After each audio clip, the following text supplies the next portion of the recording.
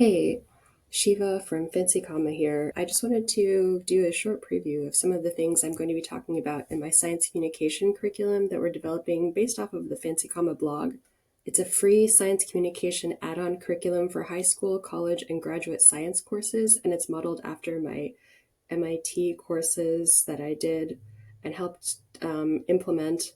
Um, the in-major communication intensive courses that we had at MIT had a communication training component. So, for example, you'd take a biology lab, and then you would also have like a separate course that met 1 hour a week or so, and you would talk about how to write about um, science. So I'm qualified to write this curriculum because I'm a scientist turned science writer, and I've helped implement a science communications requirement at MIT as an undergraduate.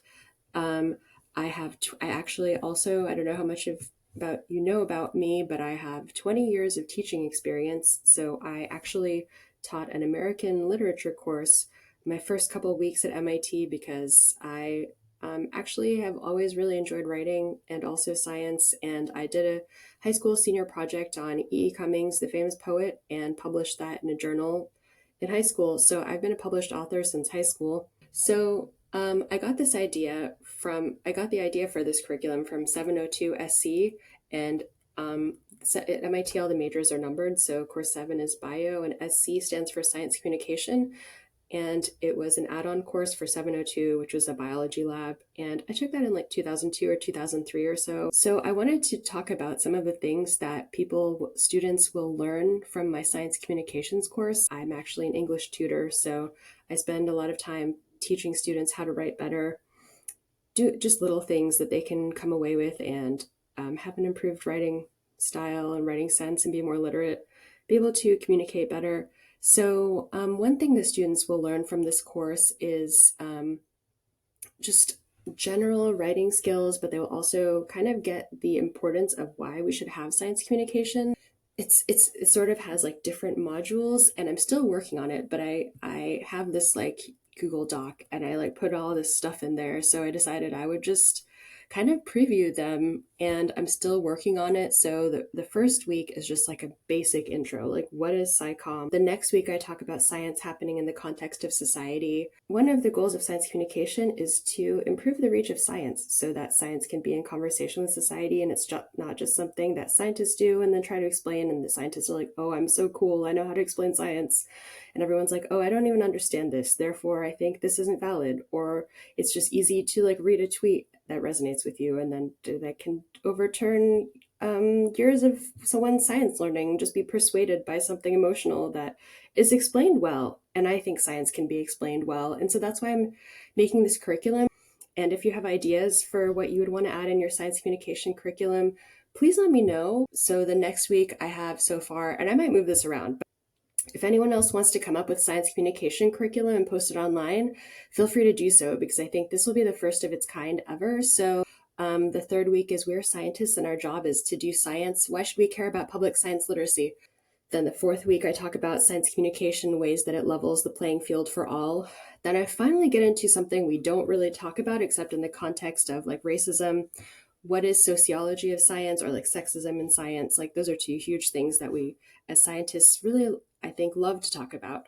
And week 6, I talk about no more jargon, get rid of jargon.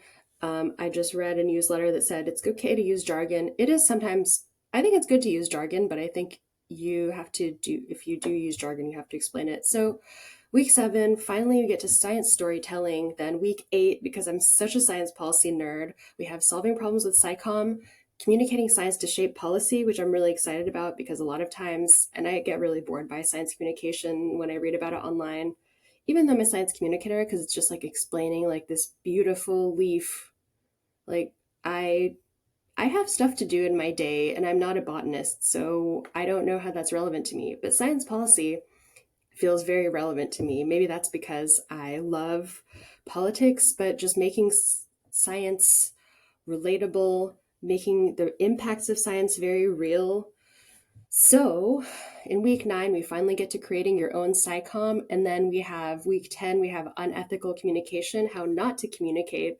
And I really wanted to do a deeper dive into this on the Fancy Comma blog. I don't know if I'll have time to do this, but recently, for example, there was a tobacco settlement, and the tobacco messaging actually got set by federal courts because the federal courts said that the tobacco companies were being misleading about what they were including in their messaging. So the federal courts wrote the messaging for the tobacco companies. So you don't want to have your science communication written by a federal court. And most science communicators probably won't have to, especially if you learn the principles of ethical communication. So then finally in week 11 and week 12, which I might change this, I have no idea yet. I'm kind of just like experimenting with this because I'm a scientist. Many science communicators were scientists first.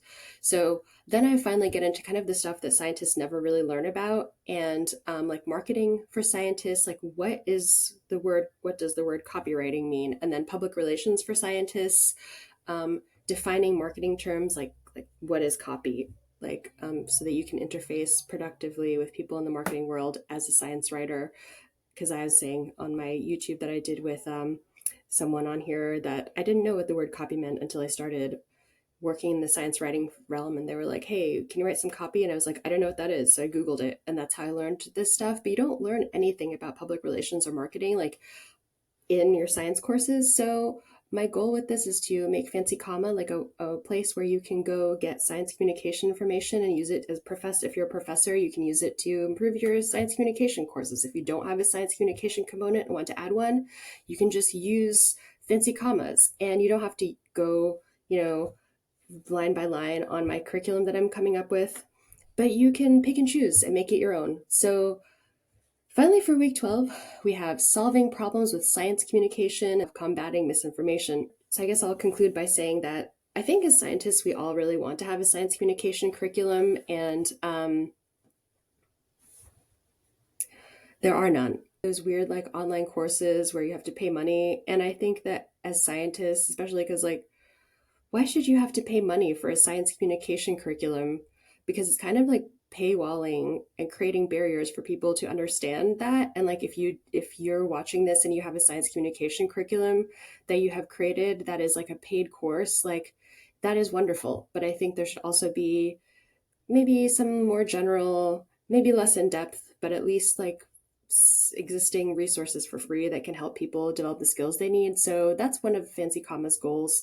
I started Fancy Comma with the goal of creating a not only serving our clients, but also helping other people communicate science better, because it's honestly been a rough 10 years learning these skills. And now that I've learned them, and I feel like and now that the pandemic happened and we saw how important science communication is, I'd never want to see that happen again. So stay tuned for Fancy Comma's science communication curriculum, and I don't think it will be like a regular boring curriculum that you see when you design a curriculum, because I've designed curriculums before and they can be very boring, especially if they're just about science. This one isn't just about science, and it's not just about writing. It's about science. It's about writing. It's about society. I'm really excited to work on this. Unfortunately, I'm quite busy right now, but I am working on this, and as I work on this, I'll provide updates. So thanks for watching. If you have any ideas for the science communication curriculum, if you have any free resources you'd like to share, get in touch.